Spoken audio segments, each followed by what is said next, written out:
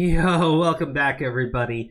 So I saw the story. Paramount CEO says streaming service will not remove old content. Some may find offensive. It's all on demand. Don't have to watch anything you don't want to. Now, I'm going to be upfront with you guys. I'm very hesitant whenever any company makes any statement. When they say actions speak louder than words, when they say anything, take it with a bit more with a grain of salt, unless they have a proven track record of actually doing it.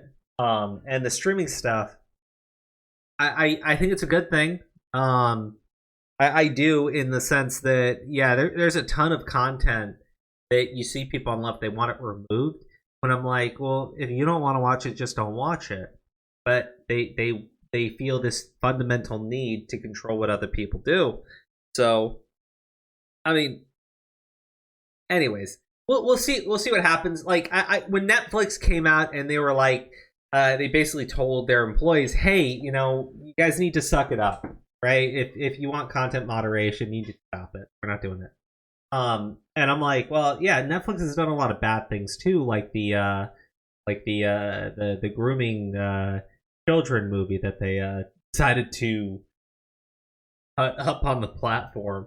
Like, I don't know. Like, there is some content that I think that people are still going to object to, but like the Cuties film. I don't think Paramount has anything like that on there, but we'll see. We'll see. I am curious how it actually plays out. Amidst the current media environment where major studios have taken to memory holding any production that has even the slightest chance of specifically offending the most overly sensitive of modern sensibilities, Paramount CEO Bob Bakish has made it clear that his company's Paramount Plus service will not be engaging in this practice. Bakish broached the topic of his studio's historical catalog while fighting questions from The Guardian regarding recent rumors that Paramount may be interested in purchasing and subsequently privatizing local British broadcaster Channel 4, all of which he ultimately declined to comment on. I didn't know that they were doing that, but like it makes sense that they're trying to buy more things so they get more content for their service. Addressing audience members who may at any time feel compelled to call for a given piece of content be outright removed from availability, he added, "It's all on demand. You don't have to watch anything you don't want to." It should really be the end of it, right? Like, if you don't want to watch it, you don't have to watch it, right? It is an art form. It's supposed to be an art form. Movies are supposed to be an art. So it's weird to me. Like, I think he mentions it. I think they quote him talking about that here. But it's a piece from that time. The world was different back then. Look, maybe don't watch it if you don't want to watch it, but like, there's still a reason why it exists, and it's part of our history. Like, trying to wipe it out.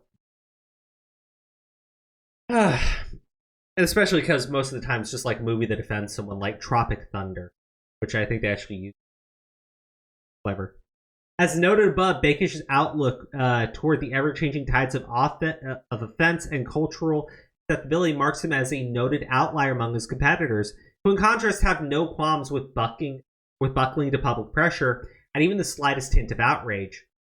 In 2020, Netflix removed a scene from the 9th episode of The Office's 9th season, White Christmas, and the entirety of the 14th episode of Community's 2nd season after some viewers took offense to each episode's respective blackface jokes. Oh, wow. I didn't know they had that in Communities. That's fun. Only because that's not blackface. That's a drow. A drow is a dark elf in Dungeons. They have black skin and white hair, pointy ears. I mean, I assume the joke was how it looks like blackface, because yeah, I can see it. But I can't believe that offends someone. I really can't. Neither of which endorsed the act, but rather drew their humor from how certain characters. Oh, there you go. Man, I never watched Community. I never will. In light of this outrage, Tina Fey also requested that multiple episodes of her sitcom 30 Rock, which featured similar jokes centered on the concept of blackface, be removed from any and all streaming services. Well, yeah, she would be labeled a racist. Later that same year, popular Cartoon Network programming block Adult Swim announced that they had permanently retired Multiple episodes of. They went after Aqua Teen Hunger Force. Assholes. Assholes. How can you do that? How could you do that to Master Shake? Disney Plus may be notorious notorious offender when it comes to its practice, having removed numerous episodes of multiple series from the platform. Oh, look. Such examples include a Life of Zack and Cody episode where the former fakes dyslexia to get out of doing homework. Oh, because it's ableist? That's why?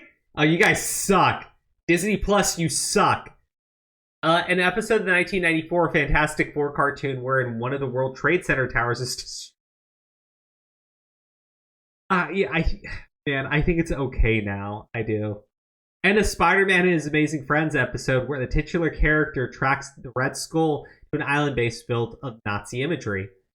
But they're fighting the... Oh, you suck. You suck, Disney+. Plus. Notably, Bakish anti-censorship stance appears to be a recent development.